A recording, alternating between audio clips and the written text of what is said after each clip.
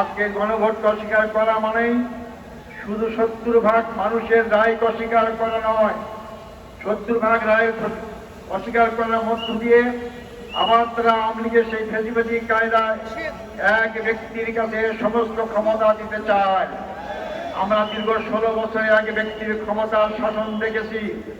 আমাদের হাজার হাজার ভাই থেকে জীবন দিতে হয়েছে। শুধু জামাত ইসলামের কেন্দ্রীয় 11 জন ব্যক্তিকে ফাঁসির কাস্টে ঝুলিয়ে বিনা চিকিৎসা হত্যা করা হয়েছে। যে জুলাই বিপ্লবের সূচনা হয়েছে রংপুর, সেই রংপুরের সন্তান আমি। সে রংপুরের সন্তান এখানে আছেন আক্তার হোসেন। আবু সাইদ রক্ত দিয়েছিল কি জন্য? সে তো ছাত্র নেতা ছিল। তার রক্ত চলে গেলে সে ক্ষমতায় যাবে আশায় রক্ত দেয়নি, একটা পরিবর্তন চেয়েছিল। আজকে বিএনপি ক্ষমতা সে পরিবর্তন ভুলে গিয়েছে। সংগ্রামী ভাই বন্ধুগণ, আমাদের এই আন্দোলন কোন দলের বিরুদ্ধে নয়, আমাদের আন্দোলন জনগণের বিপক্ষে যে অবস্থান নিয়েছে তাদের বিরুদ্ধে। আমরা সকল সময় জনগণের পক্ষে থাকি। আজকে একজন ব্যক্তির কাছে ক্ষমতা কুক্ষিগত করার মাধ্যমে যদি আপনারা দুঃস্বপ্ন দেখেন, পাঞ্জাবের জগতে একটি বিশ্বস্ত নাম শাবাব এথনিক ওয়্যার। আবার জোর করে ক্ষমতায় থাকতে পারবেন, গোটার স্বর্গে বাস করছেন। মনে করেন এর টাকা সরকারের আন্দোলনের কথা, এর টাকা নাকি পাগল ছাগল ছাড়া কেউ বোঝে না। আপনারা অস্বীকার করলেন, আন্দোলন দমাবার চেষ্টা করলেন, শেষ পর্যন্ত মানলেন, এমন ভাবে মানলেন কেয়ারটেকার হলো। আপনারা ক্ষমতা আসতে পারলেন না। জনগণের বিরুদ্ধে অবস্থান গ্রহণ করবেন না, আমাদেরকে রাজপথে আসতে বাধ্য করবেন না। রাজপথের আন্দোলনের ফলাফল সরকারি দলের জন্য কোনো শুভ অবস্থা হয়নি, কোনো সময় হবে না। আমাদেরকে অত্যাচারে ভয় দেখাবেন না।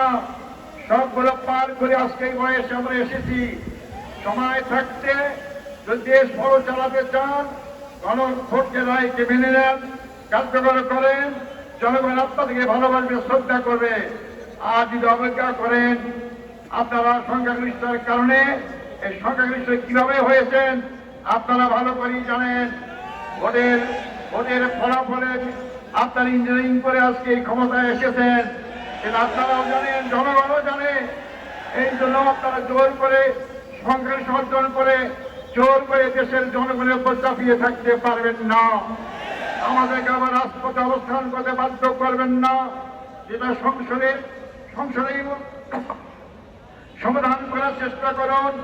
যদি সংসদের কথা যদি আপনারা রাজপথে আনতে দেন, রাজপথের আন্দোলন জনগণের কোনো সময় বিফল হয়নি, সফল হবে ইনশাআল্লাহ।